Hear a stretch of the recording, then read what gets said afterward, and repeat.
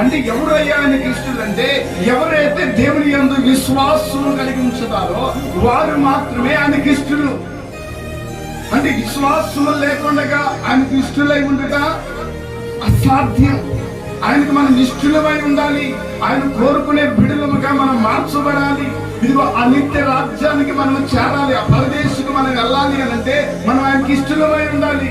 ఎలాగ ఇష్టలమై ఉంటాము అనంటే విశ్వాసము లేకుండా ఇష్టలమై, విశ్వాసము కనుక మనలో ఉంటే మనం ఆయనకి ఇష్టలుగా మార్చబడతాం. ప్రైజ్ లార్డ్, హల్లెలూయా, హల్లెలూయా. విశ్వాసం అనేది నిరీక్షింపబడి వాటి యొక్క నిజ స్వరూపమై ఉంది. అదే పత్రిక 1వ వచనంలో చెప్తాను.